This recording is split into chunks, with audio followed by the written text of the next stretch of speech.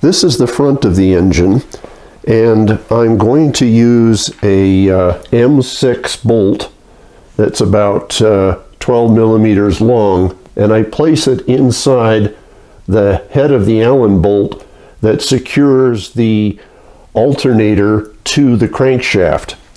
Now, when you remove the flywheel, the crankshaft is free to move forward and backward quite a bit.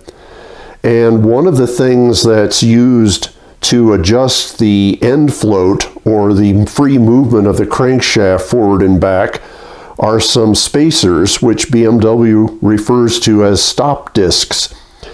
Now, when the engine's assembled with the flywheel, the crankshaft isn't free to move very much. But when you pull the flywheel off, it can move quite a bit, and the stop disc on the inside of the engine, which sits on just two little pins, it can get vibrated or jarred free and drop off the pins. Then when you tighten up the flywheel, when you replace it, you will not only destroy the stop disc, you'll likely destroy the little pin. And now you've got a real serious problem. So before you remove a flywheel, you want to do what I'm doing right now, which is prevent that crankshaft from moving forward or backward. Now that the bolt is sitting there inside the head of the Allen bolt that secures the alternator rotor to the crankshaft, I'm going to install the front engine cover, and it's going to end up pushing on the bolt, which will hold the crankshaft snug against the back stop disc. And I tighten it up just hand snug. I don't want to get real aggressive because I don't want to, damage the front engine cover. Okay, it's snug and hand tight snug on both of the bolts. And I find if you alternate tightening them up, it keeps the cover square. I want to check down here and be sure there's a gap between the front engine cover and this part of the block.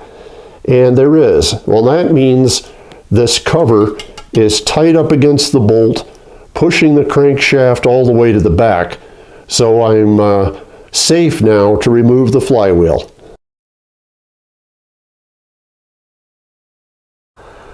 Now I've secured the engine to my workbench, and I've used a couple of straps, one over the center and one over the back, to stabilize it.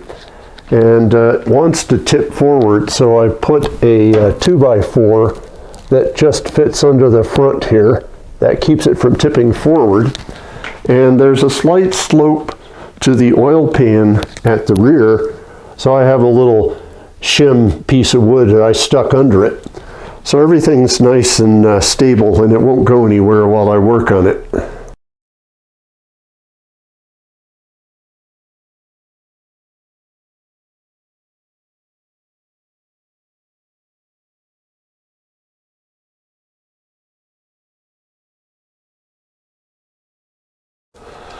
I'm going to remove the flywheel, but before I do that, I rotate the engine to be sure it's at top dead center. And this is the little tab with the timing marks. So I have the OT mark here lined up with a little scribe line inside the timing plug hole. Now, when I put the flywheel back on, I want to make sure the bolt hole on the flywheel lines up with the correct bolt hole in the crankshaft.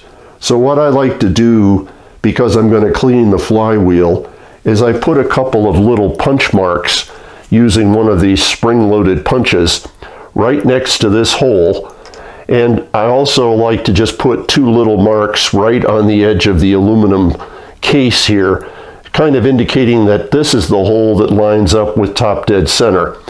Now when I get the flywheel off, I'll put two more little dimples right in the nose of the crank, right next to the hole in the crank that lines up with the hole in the flywheel. Now the crank is secured by these 5 bolts, and you can remove it by using a screwdriver and sticking it in the teeth and then using a ratchet with the suitable sized 19mm socket to back those out. But that's a way that will work. I tend to prefer using my air wrench and just banging them off, and usually they'll pop right off, just like that. So I'll just continue doing that. Now, these are the flywheel bolts, which I'm going to replace, and there was this little cover that sat on front like that. Now, you can try to just pull the flywheel off, but if it won't come off, what I'll do is use the clutch bolts and put one in each of the 3 sections here, and then take some vice grips and tug on one, tug on one, tug on one, and kind of rock it until it slides off. But let's see if we can get lucky here, and if it'll just come right off. Oh, there we go. Now it's going to rub a little bit on the bell housing, so you're going to have to just kind of carefully walk your way out of there. There it comes, a little more. Yeah, it's a tight fit.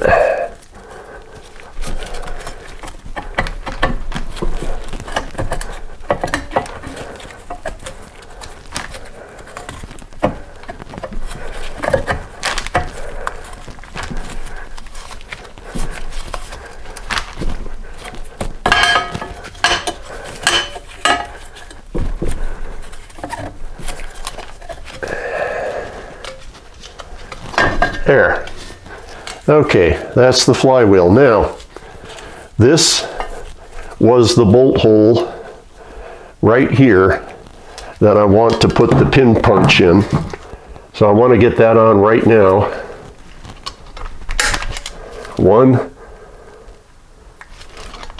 2. So when I put it back together, I'll line up this hole with that hole, and I'll have the proper orientation on the flywheel to the crankshaft.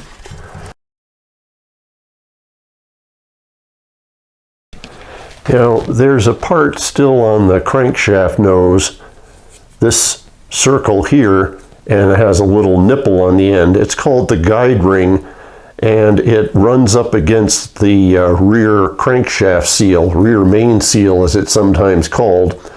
So I have a special tool from CycleWorks that I'll use to pull that off the crankshaft nose.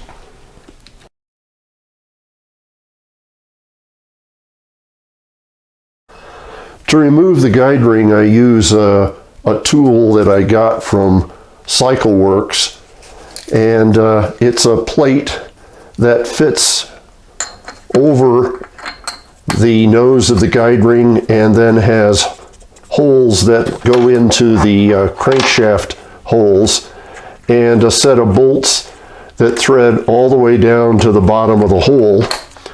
And it also has a retaining clip that goes on, and I find it's easier to assemble this if you put the retaining clip on first, and then you run the screws down all the way into the holes here on the 3 holes.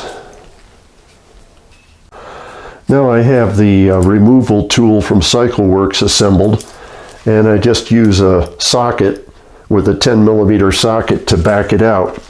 Now, as you turn it, the crank's going to want to rotate, so I'm just going to try to keep it from turning the crank as I work my way around the 3 bolts and tighten them up, and that'll pull the guide ring off the nose of the crankshaft. I just keep working my way around. I think we're getting there. Yeah, it feels like it might be loose.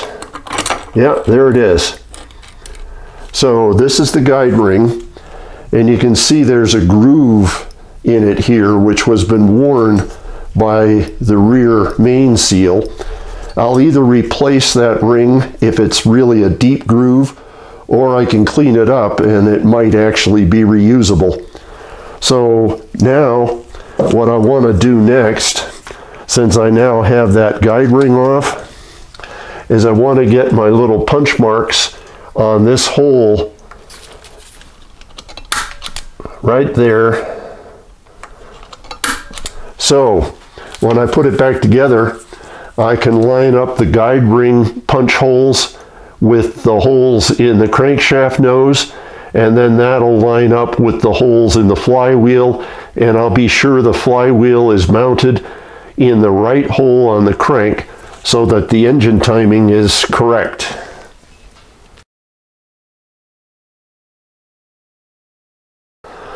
Now this is the front of the flywheel, and this is the back, and then the teeth here are what the starter motor engages with, and I'm going to look at them, and where there may be some nicks or gouges in the edge of the teeth, I'll probably take a flat file. There's one right there. You might not be able to see it, but there's a little bit of a nick on that tooth. But I'll take a flat file and dress those down so they don't have any sharp, jagged edges left on them.